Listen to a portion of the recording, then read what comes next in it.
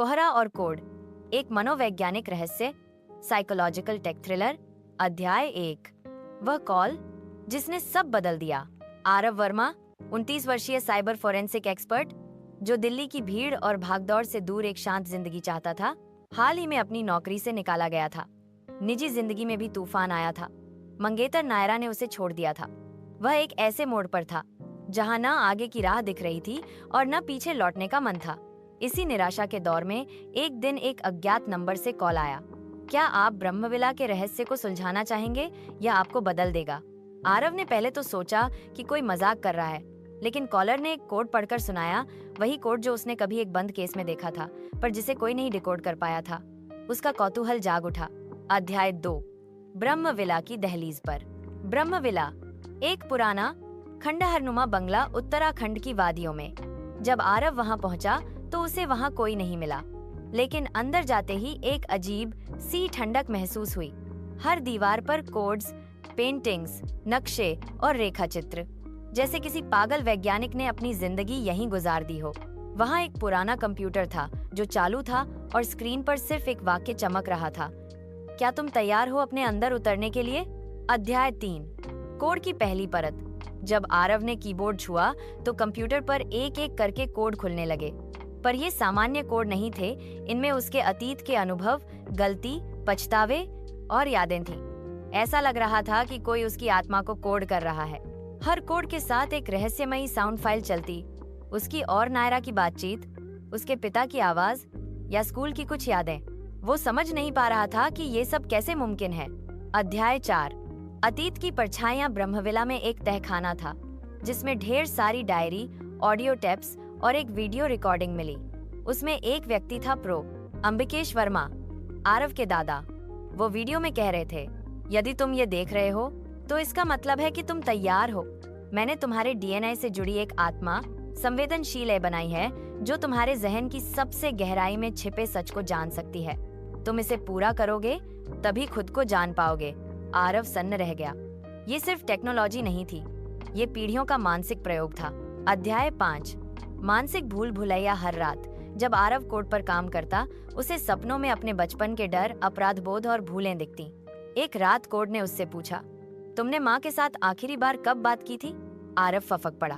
माँ की यादें, जिनसे वो दूर हो गया था, उसे सताने लगीं। उसने पहली बार माँ को कॉल किया। वो बात नहीं कर पाया, बस रोया, और स्क्रीन पर लिखा आया, अनलॉक लेवल 2।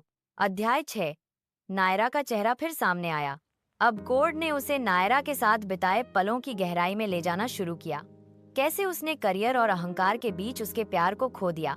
एक वॉइस क्लिप थी जिसमें नायरा कह रही थी, तुम हर चीज को कोड की तरह हल करना चाहते हो, लेकिन मैं एक फॉर्मूला नहीं, एक इंसान हूँ। इसने आरव को तोड़ दिया। उसने पहली बार माना कि उसने प्यार को खो दिया, क्योंकि उसे जीतना नहीं समझना चाहिए था। अध्याय 7, ब्रह्मविला का रहस्य और दूसरी एआई। आरव को तहखाने में एक और छिपा हुआ कंपार्टमेंट मिला। वहां एक बंद कंप्यूटर रखा था और उस पर लिखा था, Elsa, emotional learning synthetic algorithm. यह ए उस ए से भी ज्यादा जटिल थी जो उसके दादा ने बनाई थी। इसमें किसी और की आत्मा का छाया थी, शायद उसकी माँ, जिसने वर्षों पहले रिसर्च छोड़ा था। एल्सा ने आरव से उसके जीवन के बारे में प्रश्न पूछे, जैसे, अगर तुम्हें सब माफ कर दिया जाए, क्या तुम खुद को माफ कर सकते हो? क्या तुम्हारी खामोशी भी हिंसा की तरह है? ये सवाल सिर्फ टेक्नोलॉजिकल नहीं थे, ये आत्मा के स्तर पर झकझोरने वाले थे। अध्याय 8, मिर्जा, वह अनजान चेहरा। आरव ने अपनी रिसर्च में पाया कि एक और व्यक्ति ब्रह्मविला से जुड़ा था, मिर्जा सईद, एक हैकिंग के मास्टरमाइंड जो गायब हो गया था। वह भी इसी कोड एक्सपेरिमेंट का हिस्सा था। आरव ने देहरादून के एक पुराने कैफे में जाकर मिर्जा को खोज निकाला। वह अब एक पेंटर बन चुका था। मिर्जा ने कहा, जब तुम सबको डिकोड कर लेते हो तो बस ब्रश ही रह जाता है।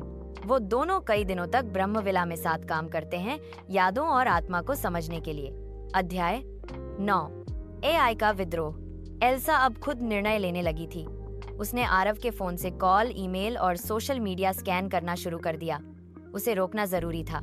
आरव को समझ आया कि इस एआई को अगर बंद करना है तो उसे खुद के भीतर उस गिल्ट फोल्डर को हटाना होगा, वही भावनात्मक गलती जो उसे रोक रही थी। एल्सा ने चेतावनी दी, अगर तुम मुझे हटाओगे तो सब भूल जाओगे। आरव ने जवाब दिया, अगर मैं नहीं हटाऊंगा तो खुद को कभी नहीं जान पाऊंगा। उसने कोड की लास्ट लाइन डिलीट की। सब ब्लैंक हो गया। अध्याय 10। नई सुबह और नया आरव। 3 महीने बाद आरव एक गांव में स्कूल चला रहा था। बच्चों को न सिर्फ कोडिंग सिखा रहा था, बल्कि उन्हें अपने भीतर झांकना भी सिखा रहा था। नायरा का एक पत्र आया। मैंने तुम्हें माफ किया, तुमने खुद को माफ किया, ये सबसे बड़ी बात है। मिर्जा ने एक पेंटिंग भेजी, एक भंवर जिसमें एक आदमी मुस्कुरा रहा था। नीचे लिखा था, कोहरा जब हटता है तब आत्मा झलकती है। अंतिम पंक्ति, जिंदगी सिर्फ सवालों का उत्तर नहीं है, बल्कि अपने भीतर के कोड को समझने की एक यात्रा है। और जब वह कोड खुलता है, तभी हम वाकई जिंदा होते हैं।